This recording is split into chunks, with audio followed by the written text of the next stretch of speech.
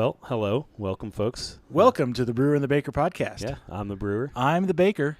And as always, we think we've got a pretty good show for you this week. It's going to be fun. It's just us checking in on each other. Yeah. Shouldn't say just, but yeah. We are going to be Accountabilibuddies today. Yeah. It's been since since January, Yeah.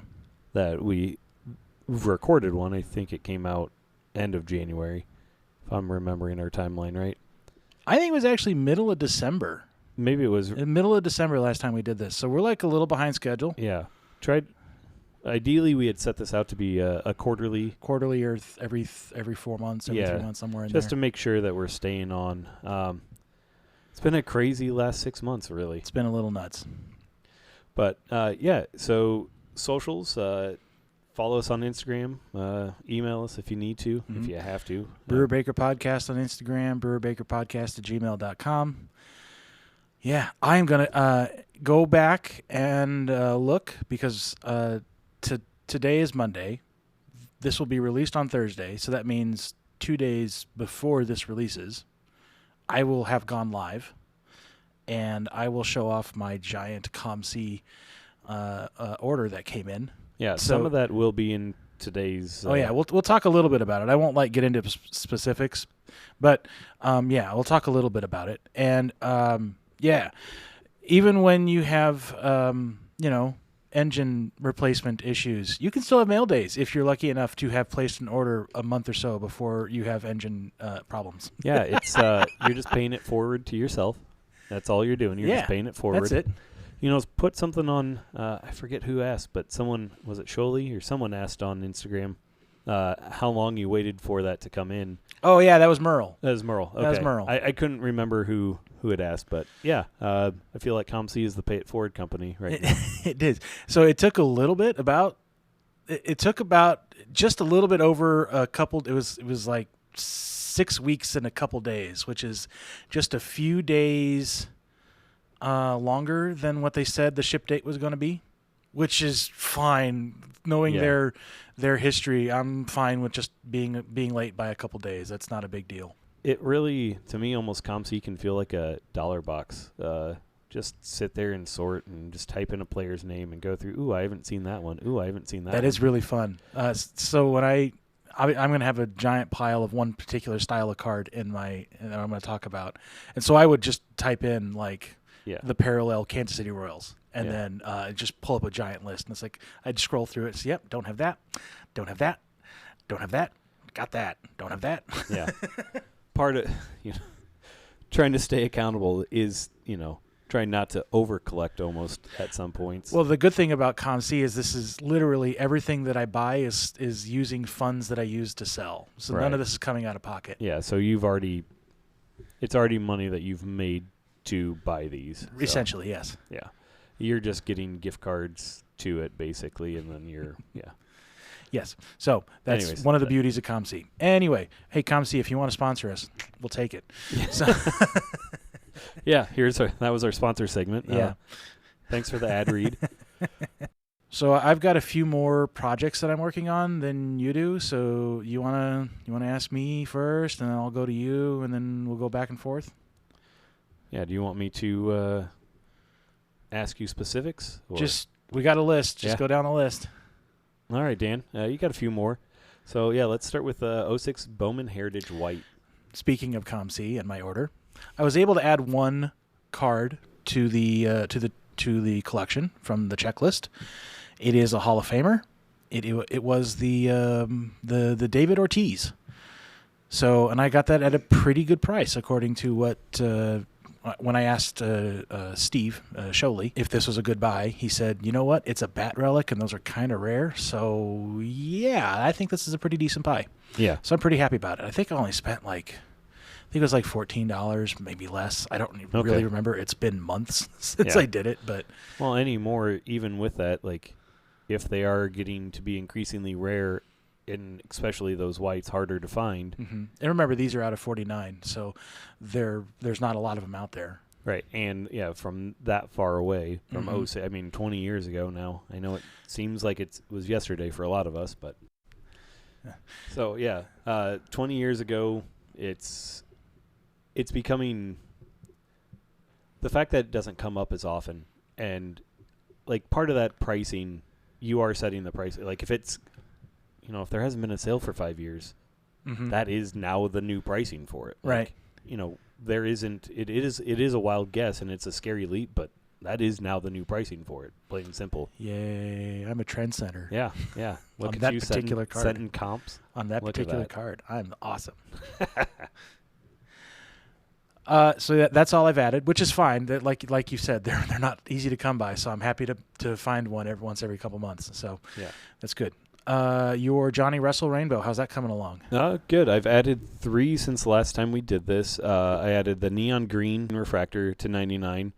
I added the orange refractor, not the chrome sapphire orange, and then I've added the orange wave. We've found that I have a problem ordering sapphires. Atomics are so cool. Yeah.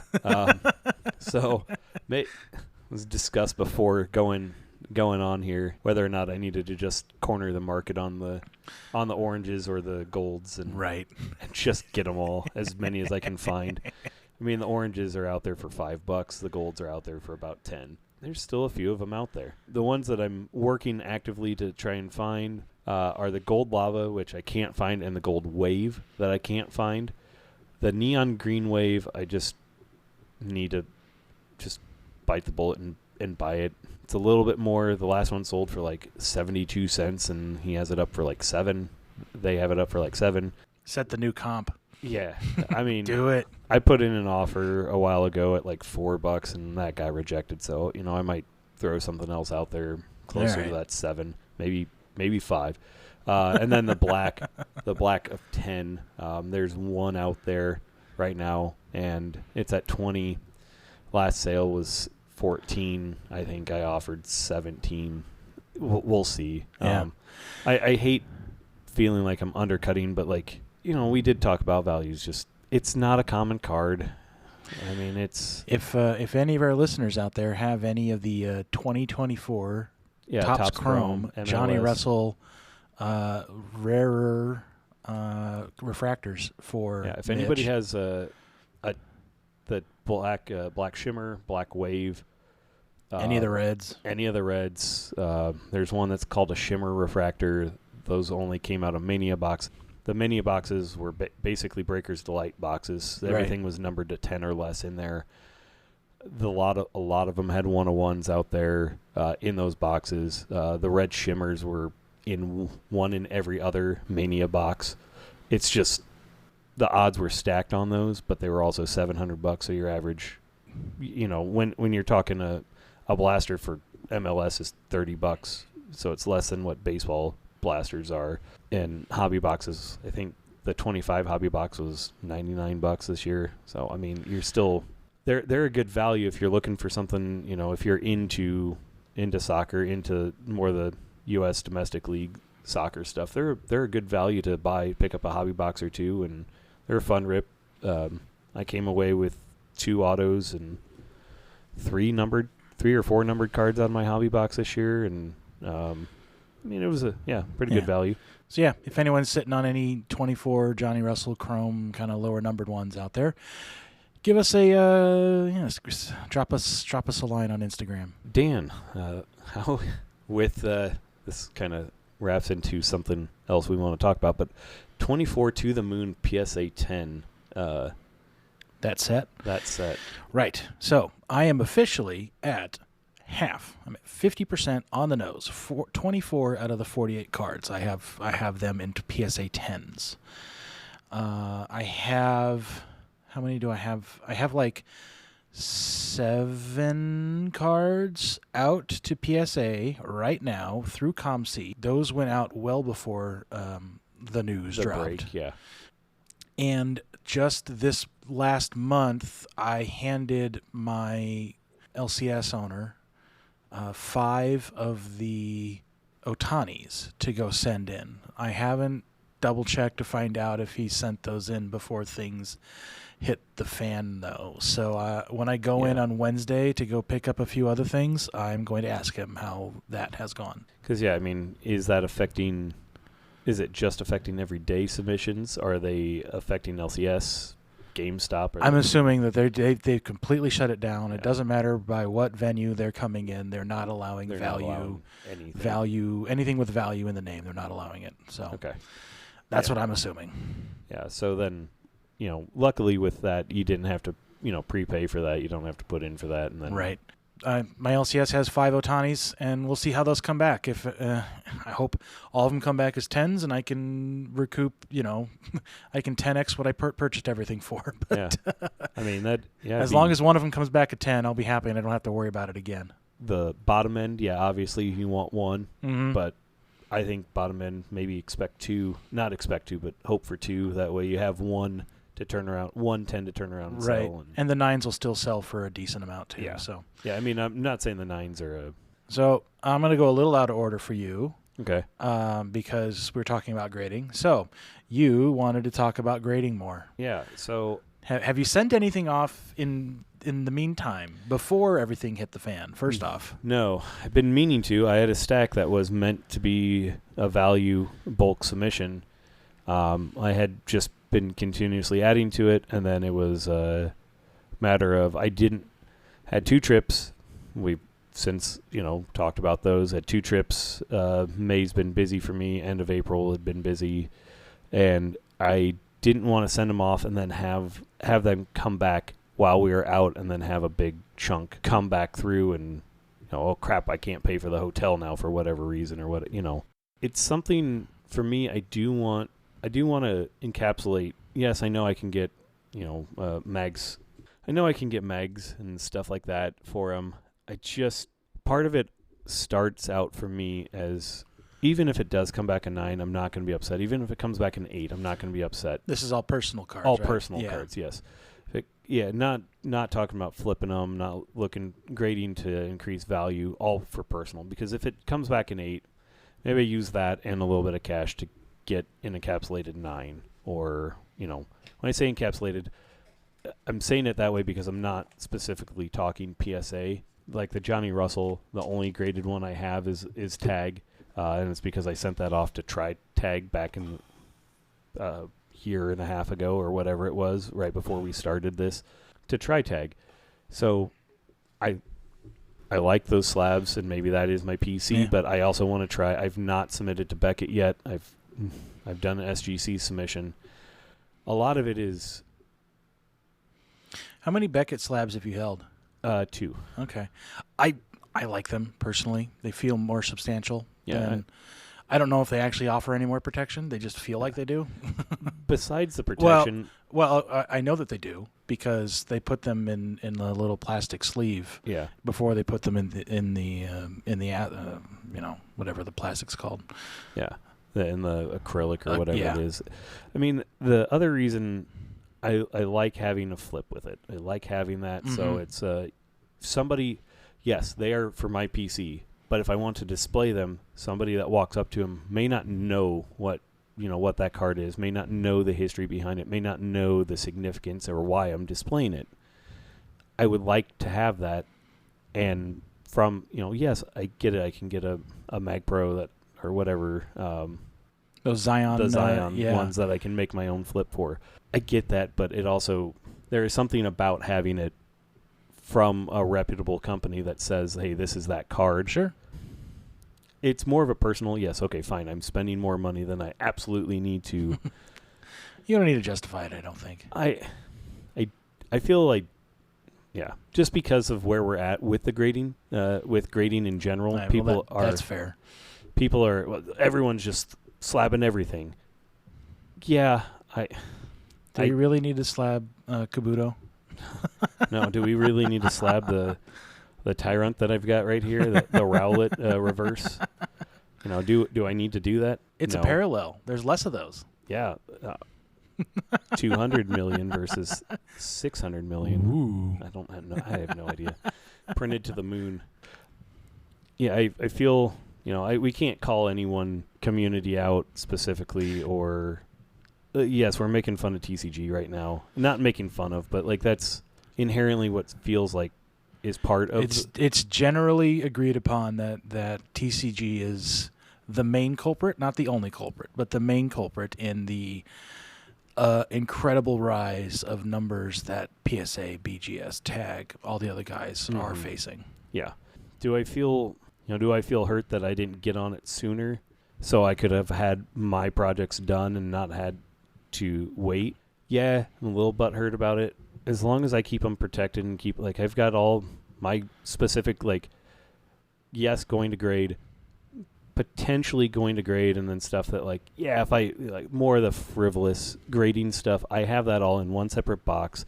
Like, it's closed up and it's in, they're, unless something catastrophic happens, they're another week, another month, another year is not going to hurt. Okay, yeah, that was going to be my next question. You're not, you're just going to sit on it. You're going to wait. Yeah, and okay. It's not because I'm looking to turn them around. Yeah, maybe something happens, and that's another thing I want to talk about with another project that I've got going on. But, like, what happens if I do want to, I'm no longer into this player, or, man, I'm just really, disillusioned with this person now. I want to get rid of them. Yes, then that grading does turn around and help me. Mm-hmm. So that's kind of the mindset. Yeah.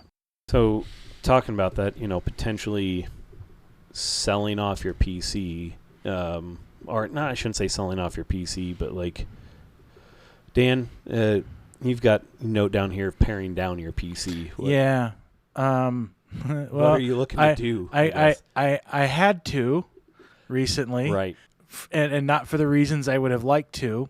So it was nice. I've freed up a lot of. I feel Nobody like I'm likes to pare down their PC. I feel like I've gotten rid of a bit of a burden off of my shoulders a little bit. It's like, do I send these cards off to sell? No, I think I want to wait. Well, I kind of my hand was forced with the engine issues that I had, right? So, yes, I went through my box of cards that I really like but don't really have a giant connection to. So, and these are cards that somebody, by the way, all of these words have capital letters because this is the title of the box. So these cards mean something to somebody. They don't really mean a whole lot to me, but I kind of like them, so I'm keeping them for now. And if I want to sell them, they'll be there for me to sell.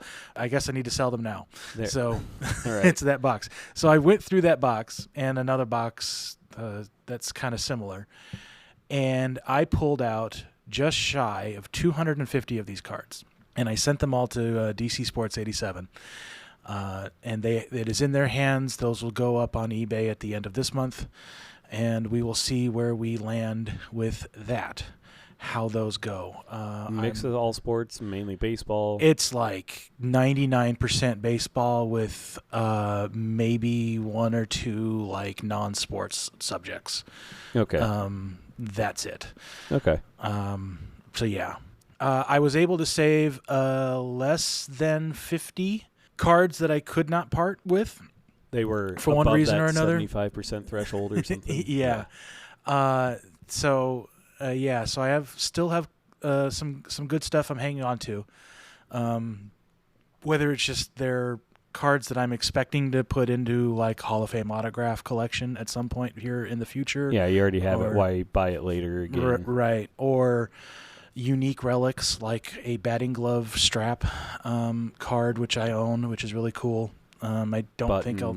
Yeah, stuff like that. So, but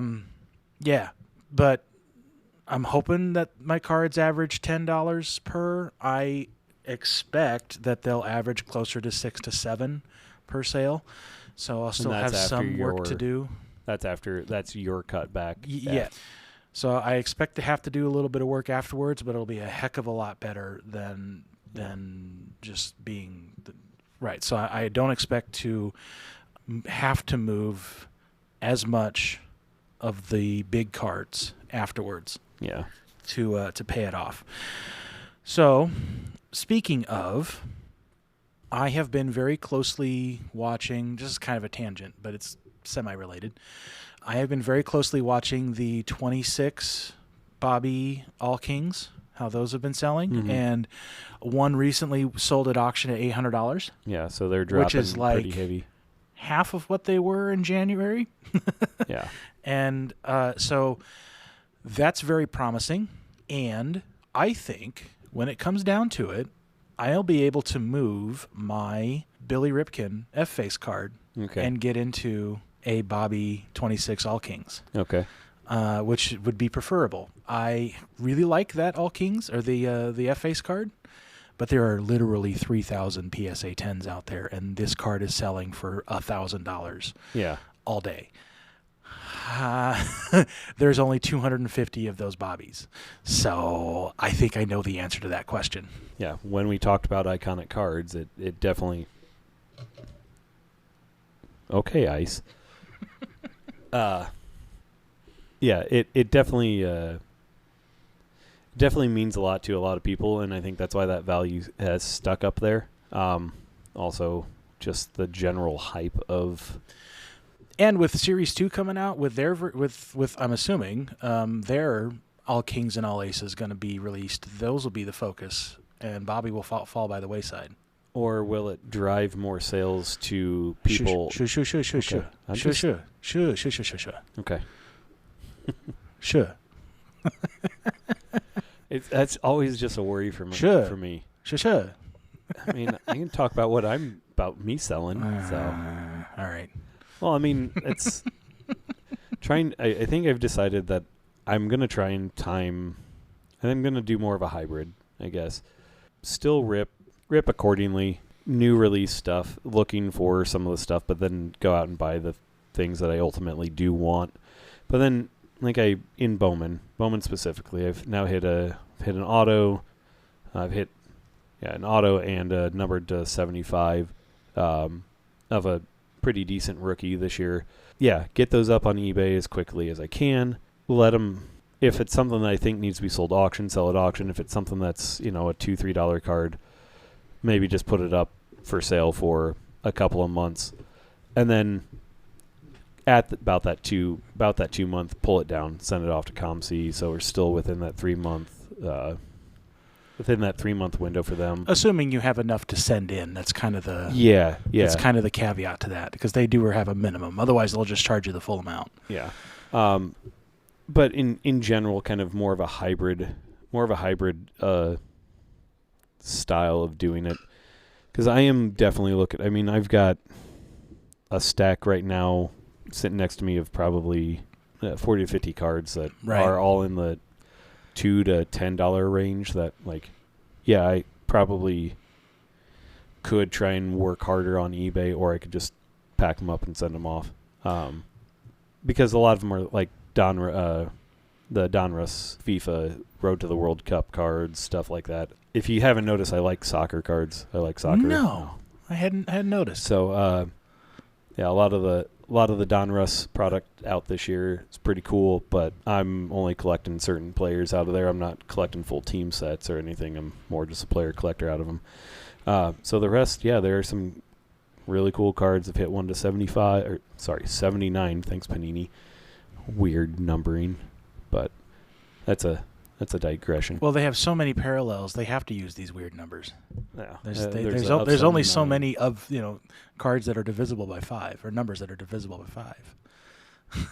I mean, arguably, there's infinitum numbers of the right, but we're talking. I understand that, but when we're talking about quintillions, I don't. Yeah, no, I get you. But 79 and an auto and stuff like that. There's definitely going to be a collector for that out there.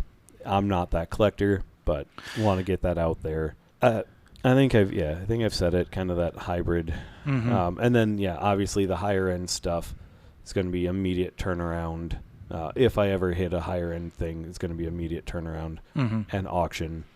Unless it's something you want to keep. Unless it's something I want to keep. Right. The Raul in which case auto. it'll land in the PSA pile. Yeah, the Raul auto, the Gareth Bale to 10. Yeah, that sort of stuff. Yeah, absolutely. Those are in the PSA pile right now. Those are getting graded, or will eventually get graded and stay with me. But you at the beginning of that spiel, you mentioned opening Bowman. Yes, I do have one pack for the ton. I did see that. It's a mega box pack for the ton. So, just a tangent. You know what non-traditional parallel they introduced within the last 5 years? I've never held, but I've always wanted. And they're not even that particularly rare. It's the green grass. The green grass I've parallel got looks a couple of them really cool. I've got a couple of them from 24. I can go find them after this. I've always liked that parallel. I've never pulled one, never held one, never seen one in real life. I've only ever seen them on video. All right, sorry, that was a tangent. Yeah. Do you A&G minis? Yeah. Yeah. We can do let's do A&G mini 250 or less. Right. So I have. I was on my little buying spree that I went on in the middle of April. I bought quite a few and doubled up on a pretty rare one. I think I mentioned it in a previous episode here. It was it was 1 year's Eric Hosmer medal out of 3. I now have 2 of the 3.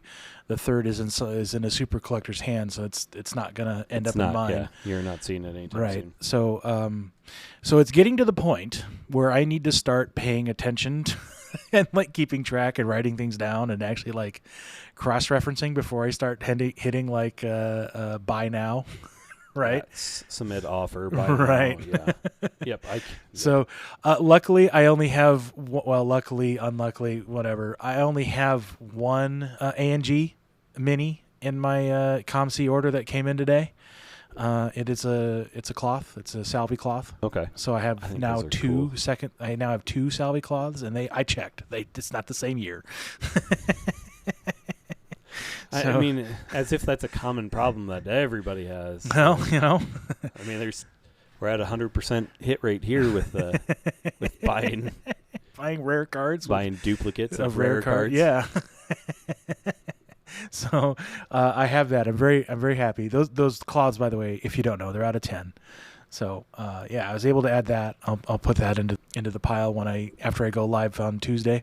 So yeah, I've got quite a few. I've got some medals. I picked up a lot of Brooklyn Blacks numbered out of 25 cards. I think I had a cloth in there somewhere. I think I got a Reagan's cloth somewhere in that buying spree. I got quite a few. Oddly enough, I almost want to buy a lower valued cloth, cut it open just because I want to feel the cloth. That intrusive thought is winning. So if you want to do one that won't be as sacrilegious as busting up an of 10 card, what set was that? Was that 2010 Topps 206? I think something like that. Or okay, I'll have to look into Piedmont? They're out of 50. Okay. And they paralleled the entire set. So there's a bunch of commons that that you can do that won't be near as egregious as busting up and type in cloth and see what, silk, I think, is what they called it in that set. Okay. So, yeah, those are out of 50. I actually pulled 2 Babe Ruths out of that particular set. Same card, same LCS. It was kind of weird how that worked. We've talked about encapsulating relic cards. Mm-hmm. Like part of it is to feel that. Part of it is to, like the Santa hat relic cards. I get that they're hokey and whatnot, but the fuzziness. They're fun. Is the fun of that card. You lose that as soon as you encapsulate that. Right. Like that comes pre-encapsulated. I can't feel that. So. Yeah. Intrusive thoughts. Okay. So I wish I could give you numbers as to like this one and one of the other ones that we're going to talk about, another one of my collections here in a moment. But like I said, I just got this delivery in, and I didn't want to. I want to add to it, so I want to count and actually give numbers. But I can't do that because I didn't know exactly how many I had here. Yeah. So is it strictly A&G minis or like the 206? Okay. Nope. All A&G. I'm just doing A&G minis. I'm trying to focus in a little bit. Okay, so it's not just all minis, it's just A&G minis. And it's not that there's not many sets that had cigarette-style minis. Yeah, there was like the Topps 206. Topps 206. Gypsy Queen, early Gypsy Queen had them. There might have been a few others. I know there was a time when I bought football cards in like 2009, 2010. They did Topps Mayo. Mayo was one of those cigarette companies back in the day. Okay. And they had minis in that set. So, but no, I'm just focusing on A&G. I'm trying to keep things as simple as possible. Your 5-card project, how's that coming along? Yes, so we're decent way into the 2026 season. I've watched a decent amount of baseball. It's been for a lot of teams, 1-2 games here or there for a lot of teams. and more Royals games than anything else. But like the obvious answer is to pick Cags for my 26 rookie is the obvious. But I also want to try and keep it not all Royals. How many Royals do you have on it now? Just the Bobby. Just the Bobby? Yeah, okay. Just Bobby. Like 2 out of 9. Like is that? That seems fair for a Royals fan, don't you think? Yeah, I mean, I don't know how big of a fan you are, but you follow them at least. Yeah, but then that also brings me. Okay, he's right fielder. Ideally, wants to pitch or play first. He's being utilized. Well, I think he's kind of out of that, but I think he might be gunning for a Gold Glove in right field here pretty soon. He has come along really well. Yeah, he's starting to learn that. It may not be this year, but I think it's coming personally. Yeah. So I guess part of that is yes, picking the 2026 rookie. But do I now step back and wait a year or two? Dan and I have talked off the show about maybe it is I pick 26 in the middle of the 27 season because something I would like to see with it is not somebody that's just hot at the time. Right. 24 was very notorious. I mean, you had the Evan Carters, the Jackson Merrills, the Jackson Holidays, all the Jacksons. You had it was a fantastic rookie class, but now everyone's kind of mellowed off. What got me thinking about it was an article that I read that was redrafting the 2019 draft and where certain players would go fitting the team's needs now. So like Bobby would have went to Baltimore. What's got me thinking about it, I mean, don't get me wrong, still all of those players from that 2019 draft was stacked. Going back and re-looking at it, that 2019 draft was stacked. Looking at it into the future, like there's so much hype around what are the new rookies that year versus who are the guys that actually could have a long term that you would then be able to collect for multiple seasons or be able to find a wider array of cards. Part of it, like, yeah, I want to have one card that I think is cool out of that, or, a couple, not just one. It's really 2 cards that I think that are just like really cool and spectacular out of that. Well, with that, if they're being printed less and less in some of the more middle to higher end products, are you going to be able to find a museum collection in 3 years after their rookie? Are you going to be able to find a tier 1, a triple threads? Probably, but you never know. Right. So, like, I'm running into that with Lee a little bit. Running into, I guess what I'm getting at is, should I shift that to a couple years after that way, or just snap decision that year, gut decision that year, and then then it makes it more of a challenge, more of a work, more of a actual collection progress for myself. I mean, I thought part of the idea originally was that this was my fandom at the time. Yeah. And I really like this guy, and you were like, even if he doesn't quite work out, it's still, hey, I really like the guy at the time. Yeah. That was originally, now that's not saying you have to stick with that, but I think originally that was the plan. Am I remembering incorrectly? No, that really is, and that's why I have it listed on here as shifting scope. But am I just moving that goalpost, making it easier for myself and making it something that like, oh, I missed on a pick or something. Sure. I mean, so far I'm still happy with everything. It's just I'm struggling this year to find a rookie that there are a lot of them that I like, but nobody that's like, man, I think that cat's I'm the keeping cool a close eye on Murakami when he comes back. Yeah. He's hurt now, but yeah. 10? No. It's either 10 or I can't remember. I just looked at it the other night. Yeah. But then the other thing is, what if they move positions? Should it be based on that rookie? Because, like, maybe I find a third-year card or a fifth-year card, and they've moved from, say, center field to right field because organizational needs. Now they're listed as a right fielder, but in the initial, they're going to be in that center field of the player board that right. So, like, if you were to have started this in 2006, you would have Alex Gordon at third when he was known for being a left fielder. Yeah. Yeah. So, I don't know. That's up to you, I suppose. Well, it is. That's not even a supposed situation. Yeah, no, this is absolutely your project. this is my project, my moral conundrum, I guess. Not even moral, just players do obviously move around, and we were talking about first baseman last night, and we were looking up a couple players. Murakami, for instance. Murakami. Yeah, he's listed as first base and right field. Common pairing, but then also White Sox current number one on the depth chart for first also is second and short and can play left field. And he's second on the depth charts for all those positions. So now do you need to add a utility player, an 11th player to this list and put him at utility? Yeah, do I pick a utility player, pitcher, and then DH?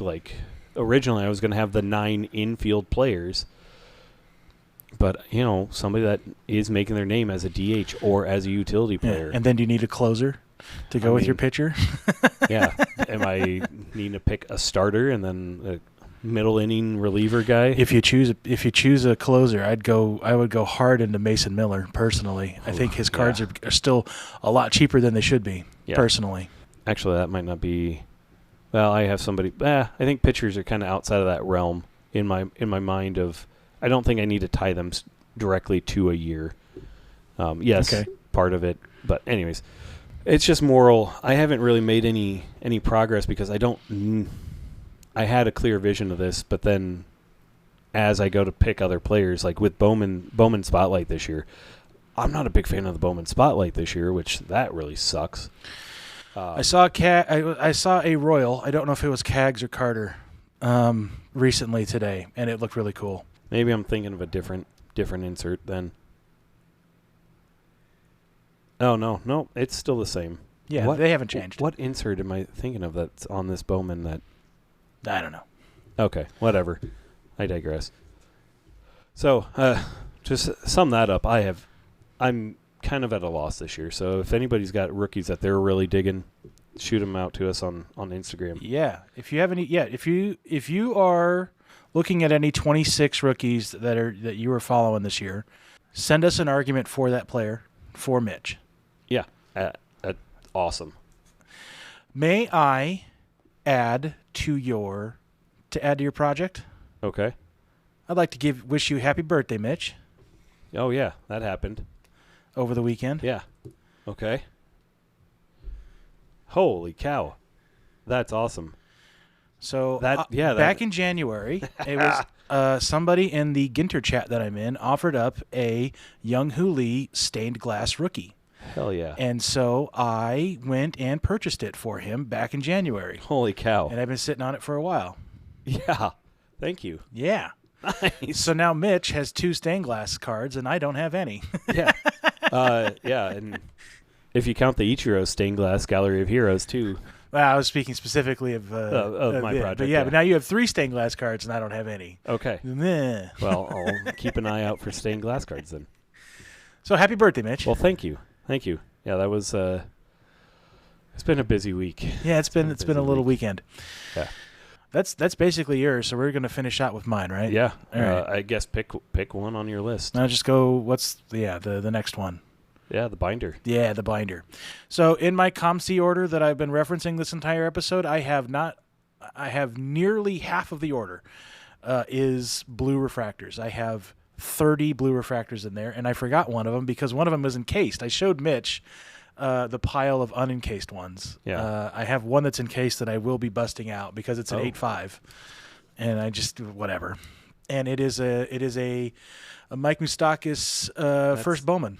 Nice. That's what 04? No, what's it say on the flip? I don't remember. 07. 07, yeah. So okay, yeah, he went. Yeah. So gosh, I thought he was earlier than that. I thought he was playing in Omaha and.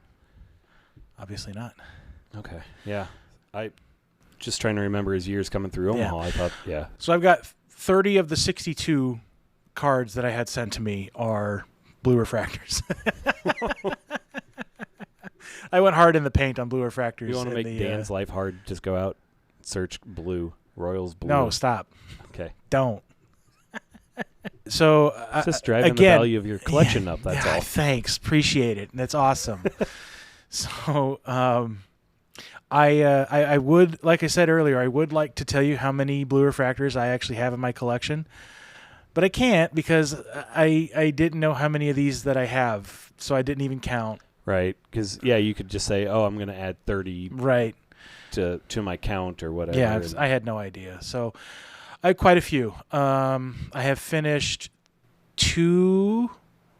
I finished 3 9-pocket pages for Salvi. I'm on my second 9-pocket page for Bobby. I'm on my second 9-pocket page for Eric Hosmer right now. This is before I start adding this stuff. Okay. And the rest of the main players, I haven't finished a 9-pocket page yet. So, why do I feel like the mid 2000s, or sorry, late 2000s, the mid teens are going to be easy? Well, they're not easier to find because we've already talked about how time creates scarcity, but like they will start coming up here because early 2000 cards are already starting to go up in value here and more popularity. So those cards will start coming up for sale more, I think, here eventually. Was that a published conversation that we had with Jason? Or? It was, yeah. Okay. Yeah, well, I mentioned it with Heritage Jason. Yeah. Yeah. Okay, So I just think wasn't- so. Yeah. So yeah, I'm doing very well with that. That'll be a never-ending project. So, yeah, that's where we're at with that. Do you have how was the heavy sigh? Because never-ending project just seems daunting. Do you have rules or limits? So I'm not if they have a Royals uniform, I am going to collect it. Yeah. I'm like main players from the main portion of my fandom. You know, when it comes to early players, like Mike Sweeney might be the earliest that I'm going to collect. Okay. First off, because like Kevin Apier's not going to have any blue refractors from the mid '90s. Like that just wasn't a thing. Right. But two, I want them playing days only. Right. So I don't suspect Kevin Apier will be getting any cards anytime soon. Okay. But even if he did, I'm probably not going to collect them. But there was a short time during Mike Sweeney's Royals career where there were blue refractors while he was playing for Kansas City. So that'll be included. But like, you're right. I'm not going to be doing, I don't know, Nori Aoki. I'm not going to be collecting blue refractors of Nori Aoki.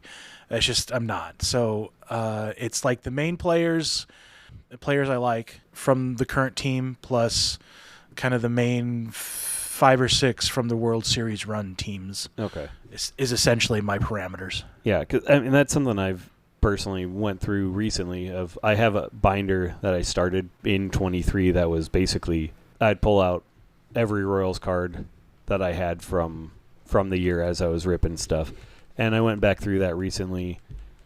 And gosh, just trying to sort pages to condense so I didn't have to, because I would have a page that had 3 cards on it because I thought the player was potentially gonna stick around or have a better year. You know who I thought would be easier to find, but I can't find like many at all? Lorenzo Cain. Like he does not have many cards at all. Period. Just based on the amount of cards that were printed. Well, cards. Just based on the blues. The amount of cards that were printed during the time that he was playing. He is not in many sets at all. Like just period. It's really strange. So yeah, I know he didn't win a Gold Glove until he was in Milwaukee, and that's because Mike Trout won them all while he was playing center. If it weren't for Mike Trout, Lorenzo Cain would be a multiple Gold Glove winner. Yeah. He was amazing as a center fielder. Yeah. That just. So there's my low Cain rant. I'm sorry. What about? Yeah, it's only true blues. We've talked about that. No blue waves. Oh no. If it's prisms? blue in the name, right. So I have a few Panini blues in my book. I'm trying to just do it refractors only and not prisms. But the blue prisms that I do have in there are ones that were gifted to me by friends. So they make the cut automatically. They're in the binder. What about autos or relics? I am struggling on the thought with autos. I am not struggling with relics personally because chrome relics are really rare to find. It is not a common thing that Topps does. It's not something that they don't do. Right. There are, like, in complete sets of, like the Target complete sets set, yeah. For Topps flagship. Some years they put in chrome refractor relics in there, but they were always of hot rookies at the time. This is a very small checklist. It wasn't like they were just parallel, blankly, right? And for early mid 2000s into the early 2010s, they did them in chrome products, but I don't think any good Royals were going to be in those. Okay. So I'm not worried about relics. I am struggling on what to do with autographs. I don't think I'm going to include them. Okay. Just for ease and consistency's sake. Yeah. I mean, I would almost feel that, especially if it's an on-card. And they're expensive. Yeah. I was going to say, if it's an on-card chrome blue, then... I want an on-card chrome blue Bobby Witt autograph. Mm-hmm. I don't know if I will ever get an on-card chrome blue Bobby Witt autograph. I just don't see it happening. Yeah. I just was... Short of getting them in a break or something like that. Yeah. I was just wondering in that case of... because I do have a couple cards that are in my binders that I have penny sleeved in there just because I just care about the surface condition a little bit more. And if it's an on-card auto, I could just imagine the potential of shifting up and down, maybe rubbing on that Sharpie or something. I understand. That's the farthest thing from my mind. It's just consistency of the project more than anything. Okay. Yeah, that's fair. That's absolutely fair. And so 2006 Fleer Ultra Lucky Gold Medallion. So a couple of episodes ago, I mentioned that that influencer that is Iowa Dave Sports Cards had an episode of his 10 cards for $10 or less or something like that. Yeah, one of his week-long specials that he did. And one of the people there mentioned the gold medallion set. I think it was a football set from the 90s or something like that. And I remembered after listening to that set that although I credit 2006 Bowman Heritage as the set that brought me back to collecting, the very first set I actually collected was 2006 Fleer Ultra. So that was the first set that I actually collected. Versus, the one that is more iconic in your... Yeah. And in 2006, the gold medallions fell one per pack. They were not rare parallels. They're not shiny gold. They're more akin to the gold that you see on the modern version of the gold parallel in Topps these days. Oh, right? Okay. Yeah. And the Lucky 13 are the last 50... The year-numbered ones? Sorry. Yes. Okay. Yeah. So the Lucky 13s are the last 50 cards in the 250 card set from that particular year. And by the way, if you're not familiar, which I totally understand, the Fleer Ultra is kind of Fleer/Upper Deck's attempt at Stadium Club. Interesting pictures, right? Full bleed photographs. Yeah, I'm not in that. So I was actually trying to grab a picture here real quick. But so the Lucky 13s are short printed, even for the base set. So the Lucky 13 gold medallions are even more short printed. At the time, I was very easily put together the base 1 through 200 gold cards, but I had a real hard time finding gold medallions. I didn't know of sites like Sport Lots at the time, and I wasn't a part of the trading card database or whatever forums were out there at the time. I didn't know that because I was just getting back into the hobby at the time, so I didn't know these things. Yeah. At the time, if I had known about things like Sport Lots, I probably would have been able to put the set together pretty easily, but I didn't, and so I quit. Always in the back of my mind that I might come back to it later. And so I had 5 of the 50. That's it. Okay. So I after hearing this episode from the Shallow End, this one of these special episodes from the shallow end, I decided that I wanted to go back into collecting it. So in my ComC order that I've been talking about, referring to many times, there's like 5 or 6 of those Lucky 13 gold medallions in there. You have the Prince Fielder? I do have the Prince Fielder. Okay. And I have the Justin Verlander. Okay. I mean, 06, bigger names for... Right. So actually, and Verlander generally, I mean, so... That's kind of one of those names that got caught up in the weird... Is it 06? Is it 07? Is it 06 or is it 05? 05? Okay. Yeah. Generally, his 05 is considered his rookie, but the 06s have the rookie emblem. Okay. So they cost more because they have the rookie emblem, even though they're not technically his rookie. Yeah. They're more of an XRC than they are an RC. Okay. So that's how that works. Okay. But I do have the Verlander now, so that's good. So you've got more of the bigger names knocked out of it, or is it... I think I'm missing like the Griffey and like there are some big names that are in it. But you know. Yeah, I just wonder if again with the age of the set, is it going to be easier to find the bigger names because people see them in a binder from that time frame and be willing to I'm hoping part it out? I'm hoping. I don't know. The problem is that Fleer Ultra at that time just didn't have the following that it did from the 90s. Like it really fell off a cliff at that time. In the early thousands. Yeah. So yeah, that's kind of the issue. It just really wasn't a popular set. 06 was not a great rookie year. Yeah. Yeah, I mean, we can only really kind of come up with one that was truly that year, and then 2 that you can argue one way or the other. Right. You know, was it 05 or 07? Right. So, yeah, I'll continue to scour ComC. Every once in a while, I'll check eBay to see if there's any new ones that show up. Yes. Are there anybody selling full lots of them? Have you seen? No, not that I've come across so far. Because, I mean, that'd obviously be the ideal, just be able to pick up a whole lot. Right.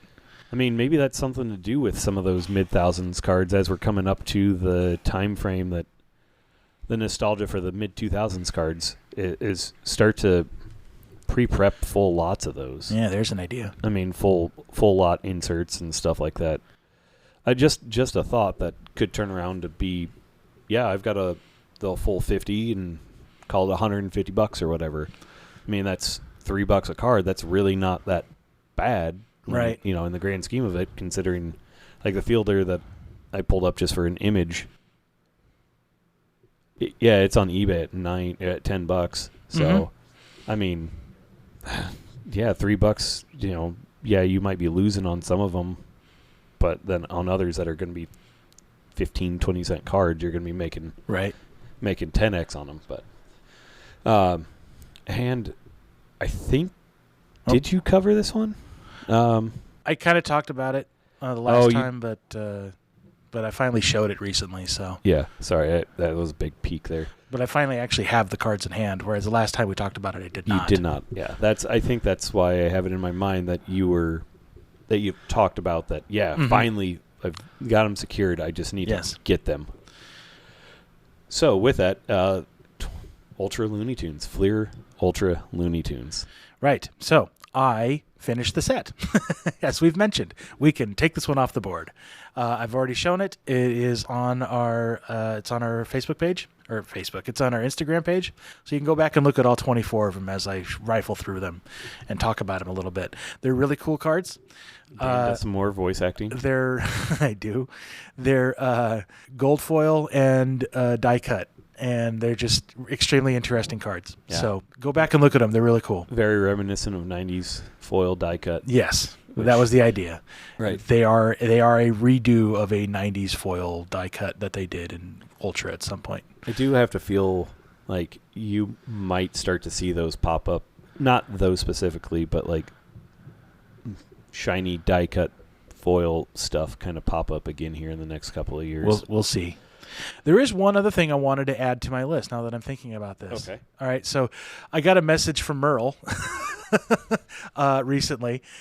He listened to our previous episode and he said, "Hey, Dan, would you like a checklist of cards that feature players blowing bubbles with bubble gum?"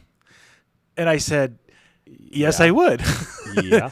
So I haven't looked at it yet because he sent it like on Friday, and thank you, Mitch, for helping out this weekend. We were slinging torts at the big food festival here in Omaha, the Taste of Omaha, this weekend. So I have been very busy, and I'm happy to be in air conditioning for basically the first time in 4 days. So we finally hit the summer mark here. Yeah. There's always one weekend, one rainstorm, one series of storms where it goes from 80 and not humid to 80, 90 and dew points in the low to mid 70s. Right.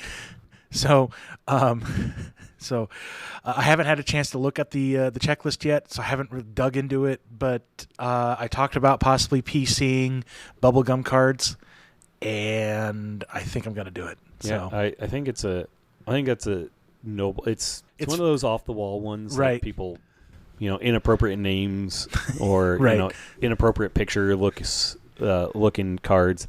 Bubblegum feels more true and wholesome to the sport. I mean, don't get me wrong; they're just big kids out there still playing. So getting hit with a ball randomly is definitely part of being a big kid playing a game. So that card sticks in my mind. But anyways. That would be the last thing. And how many of those are Salvi? Probably 15 of them? It's a good question. I really don't know. I feel like he's got to be high up on that list. Probably. All right. So I think that's a pretty good keeping us accountable to ourselves, right? Yeah. Just a bunch of things that have been going on in our heads for a little bit and projects that we've been working on separate. And yes, I got a little rambly there because I've been trying not to talk to Dan. Dan's really my only outlet right now to talk about these things, so a lot of it has been floating around in my head. Versus there are chats online that I could add you to that could help you. I know, but then I just view it as losing stuff that we can talk about. Okay, that's fair. That's fair. If I already crossed it, then I don't need to. Then I don't need the card therapy session every 2 weeks. That's fair. Gosh, thinking of it as that makes it even funnier. It's an accountability buddy, like truly a therapy session. Right. Gosh, How does that make you feel, Mitch? So, you know what we haven't done in a while? Oh, shoot, yeah. I don't even think I put it on. Oh, I did put it on here. Yeah, you actually thought ahead. I don't have it loaded, though. And I don't know if I have. Oh, yeah. That would be good to we needed to pot up the mic on that one. Yeah, let's hot up the thing. So we are going to do the Sam's question of the day for the first time in like 2 months. It feels like. Yeah, I've got to pull up the original with all the questions because we haven't done it in so long. I haven't.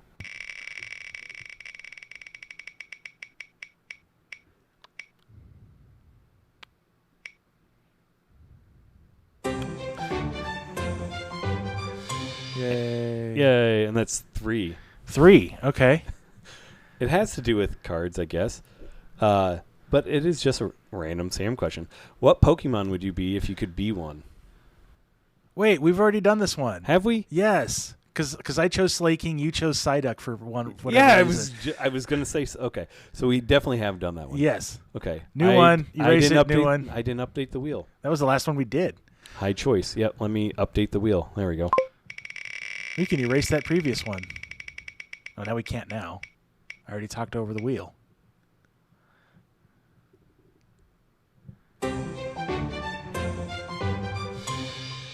All right. Yeah, this one I know we haven't done. Favorite in-between innings event you enjoy to watch at a game? So there has been I'm going to kind of vamp on this as we both think. There has been a new thing happening in minor league lately that is the just baseball games where there is no in-between. If there is music, it's only strictly organ. It's not, hey, look at me, we're doing the... Yeah, no ads, no ads, no in-between, no activities in between innings, yada, yada, So yada. this feels like actually a pretty pertinent question to that. The Omaha Storm Chasers made news doing that. They were like one of the first ones to do that, right? Yeah, the Storm Chasers, and I want to say one other AAA team in the East did it. They've both been some of the first ones to it, and unfortunately we had stuff going on. Otherwise we would have went because, yeah, I want to go. Like, we live very close to some. Sounds really creepy. I'm sorry. We live very close to like a major baseball, softball complex, and like I would love to just go and watch games without all the extra and no tie to the game, but like it feels very, feels. I understand where you're coming from.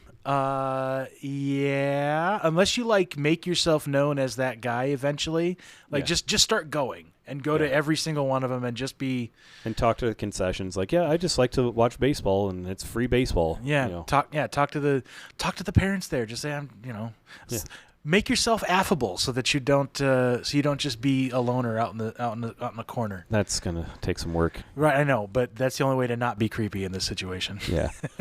So back to the actual question: favorite in between innings event. I got one. All right, go ahead. The lookalike videos. Okay. Like where they take like Droopy Dog and fictional characters and try to match them with someone in the stands. That's probably my favorite. I think. At baseball games, anyway. I think this was. I think she added this after we were at in Seattle. They did "Who's Heine," and they were showing the butt of a baseball player. Gee, I wonder why Seattle might be doing that. Huh? Yeah, kind of wonder about that. I mean, getting a lot of fan involvement there. A specific demographic, I think, or two. Yeah, yeah. I'm torn because I want to say the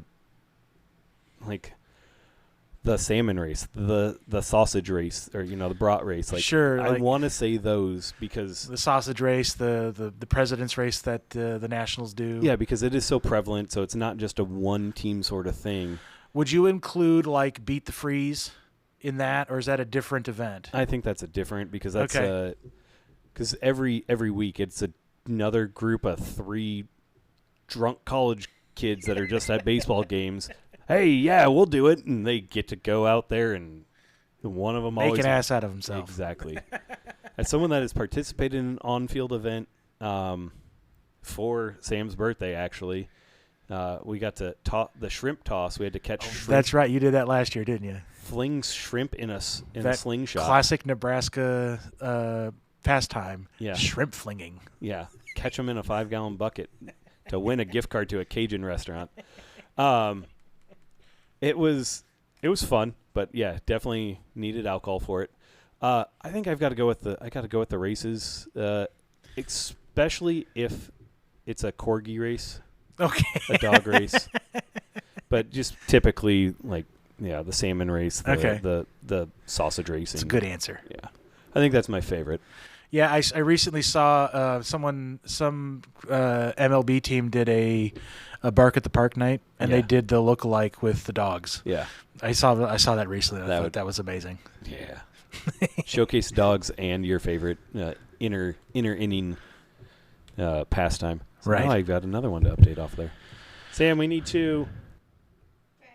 All right. Well, that's it. That is it. Thanks for listening. The Brewer and the Baker podcast. Follow us on Instagram. We had plenty of things that hopefully we remember to put up there for questions and different. Yeah. But yeah, definitely. Get back to us if you have any thoughts. Yeah. And if you have any, what's your soccer player's name? Johnny Russell. Johnny Russell. Johnny if Russell. If you have any Johnny Russell JFR. cards. He's now playing back in Scotland. Got picked up after Sporting dropped him because that's a team that needs some major work. Anyways. Yeah. All right. Well, thanks for listening, guys. Yeah. Get back to us, Brewer Baker podcast. I'm the Brewer. I'm the Baker. Thanks for listening. Mm-hmm.